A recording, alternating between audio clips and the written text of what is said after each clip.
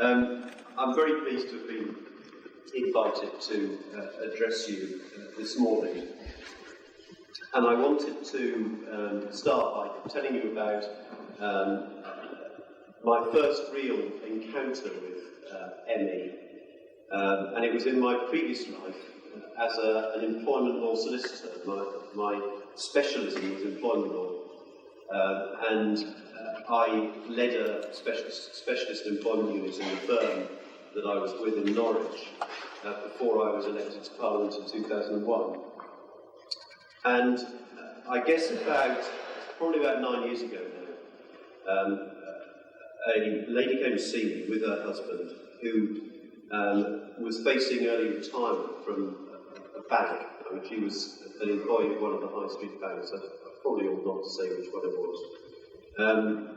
But she suffered from ME, and she was told by her bank that she didn't qualify for an early retirement pension because they weren't convinced that this was a long-term condition. The criteria for qualifying for the pension under their scheme required the employee to demonstrate that they were suffering from a long-term condition. And so she faced long-term financial insecurity as a result of this decision by the bank. And they came to see me to fight their corner, to try to persuade the bank to change their mind. And from memory, it took the best part of 9 months to win the case. We didn't have, in the end, to go to court or tribunal, but we did manage to persuade the bank that she should be entitled to a pension, and she secured her pension. But what that said to me was that that lady had the benefit, first of all, of a husband who was willing to fight with her to secure the financial entitlement that she should have had from the bank. But also that they had the money, because although I'm sure I was very good value for money, nonetheless it was expensive. And now I'm no longer a solicitor or a practicing solicitor. I can complain like everybody else about the cost of solicitors. But at that time I was benefiting from it, I suppose. But it cost them a lot of money to fight their case. And they won, but what I was left with the sense of was that alongside that case, there are so many other people who don't have the capacity, either in terms of having a loved one who can fight with them, or the financial capacity to fight their case. And the situation that they were in a sense, is multiplied even more by people at the bottom end of the scale who are dependent on benefits. And I'm conscious that there are people all over the place, including constituents of mine, who have endless battles to convince the Department of Work and Pensions that they should be entitled to benefit because of their condition. And I'm also aware, and this is something that the Gibson Committee highlighted last year, that some people who are working as advisors to the Department of Work and Pensions also act as consultants for insurance companies, who have an interest in preventing widespread acceptance of claims for medical insurance. And whether they are fighting legitimately and honestly on behalf of the DWP, there is no doubt that there is a conflict of interest there, which is, for a lawyer, is not really acceptable. And for me, it just highlighted the extent to which people who suffer from ME are fighting often a very lonely battle. And it comes down to the fact that because it's often not readily identifiable, looking at the individual concerned, because there is still no clear understanding of the cause or causes of the condition, people, I think, are left massively disadvantaged. I'm also particularly anxious and concerned about the plight of youngsters, children and teenagers who end up with ME. A family that we knew a little bit, who had a child at the same school as our sons, ended up with a child at the age of 11 having ME, and so not getting schooling, not getting the social contact that all other children were getting, and then not getting the support that they need to make their life bearable. And so it's a real fight that we've got to convince not just the Department of Health, but society in general, of the significance and reality of this condition, and ensuring that it gets the attention that it deserves. And above all else, the research funding to try to establish what the real causes of the condition are. I was struck when I was reading up about the extent of the problem, that the Chief Medical Officer had estimated that there are up to 250,000 people in this country suffering from ME. Of course, it's very hard to actually be accurate about the numbers of people who are affected, but that was his best estimate of the potential extent of the problem. And if you can imagine then the impact on the national economy, if you look at it in current financial terms, of so many people who are unable to work as a result of this condition. I think it was estimated back in 2004 that the cost of the economy was something in the region of £3.5 billion. Well, if it was that in 2004, then it's going to be significantly higher than that now. It seems to me, therefore, that the case put by the Gibson Committee, and of course by Invest in ME and the other action groups, the case for investment in identifying the causes of this condition is very long overdue. And it's up to all of us, particularly those of us involved in the political arena, to put pressure on government ministers to acknowledge the importance of this condition. I understand that it's probably about 5 times as many people suffering from ME as suffer from AIDS in this country. And yet, it's one of those situations where, because there's been an awful lot of media attention given to the global phenomenon of HIV/AIDS, it then attracts the investment into research.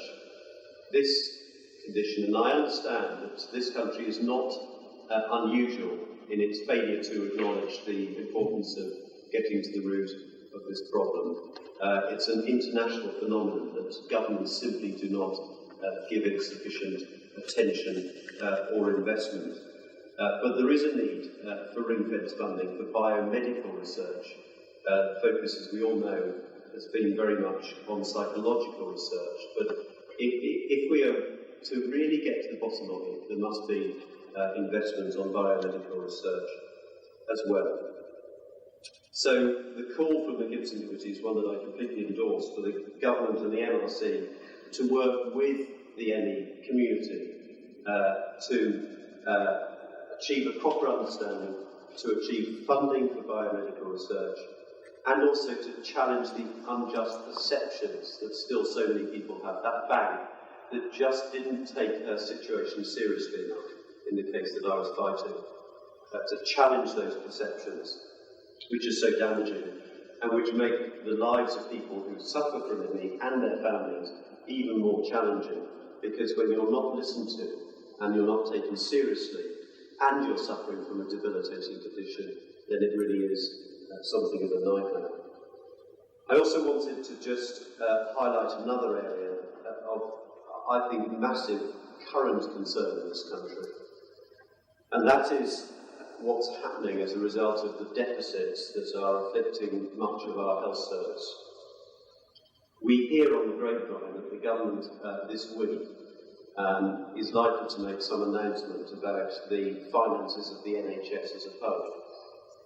And we expect them to say possibly a day or two before the local elections on Thursday, that the NHS has broken even, that it is now enjoying a small surplus, and that this will be lauded as a great success after a very difficult year. But it's the casualties of that attack on deficits which causes me very real concern. The Health Select Committee in December published a report on deficits, and what they found was that it's always the soft targets that are first to get hit when funding cutbacks take place. And so they highlighted particularly cutbacks in funding for mental health services. And I've seen that in my own county of Norfolk. And if you're someone in a rural area like North Norfolk and you suffer from mental health problems and you lose access to support services, then it's pretty bleak for you. You can't often get transport to the bigger centres, so you are left very isolated in your village where you might live, unable to access services withdrawn in those rural areas. But the same is happening with ME. Now, I know particularly about my own part of the world, but talking to Sue beforehand, I hear that the situation is repeated in other parts of the country. We have a specialist centre at the James Paget Hospital in Galston near Great Yarmouth. Dr. Terry Mitchell, who's done a lot of good work on ME, heads that unit, although he's now retiring. But I talked to him this morning about the funding situation. They still do not know what funding they will get for this financial year. They're already into this financial year, and they are left in a state of total uncertainty. This is the tranche of money from the £8.5 million that was allocated, I think, in 2004 by the government.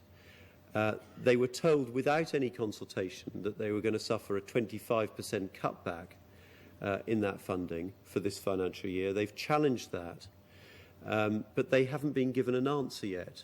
So they are left in a state of complete uncertainty, quite apart from the patients that they serve. And I saw in my advice surgery a gentleman in North Norfolk, in rural North Norfolk, who had a return appointment. He's been going to this clinic for some time. He had a return appointment in December 2006, last year. That was cancelled, and he is still waiting for an appointment. Now, when I rang Terry Mitchell's surgery this morning, or clinic this morning, his PA, first of all, told me that they have 100 referrals sitting there in the office that they can't do anything with.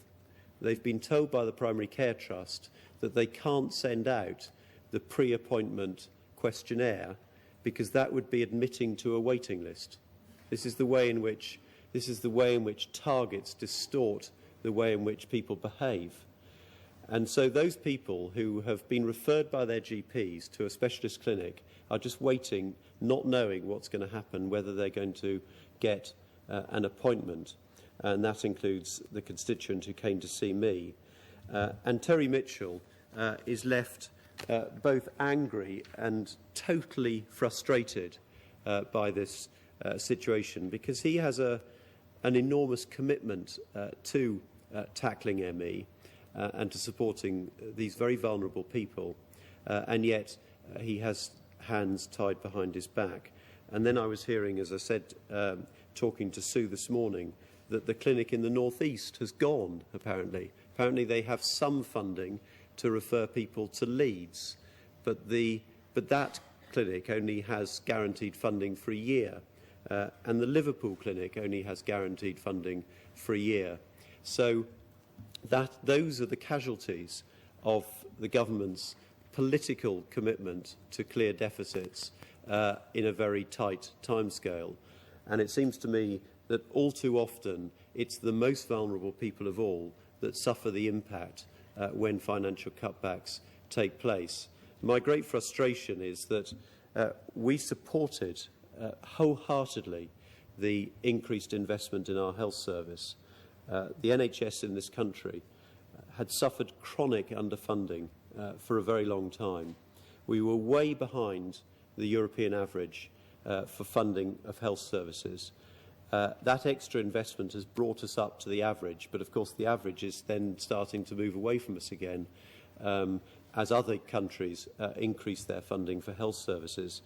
But despite that extra investment, and a lot of the money has gone to just catch up because of this cumulative effect of underinvestment, it seems terribly depressing that key important services for very vulnerable people are now being cut back in this financial year.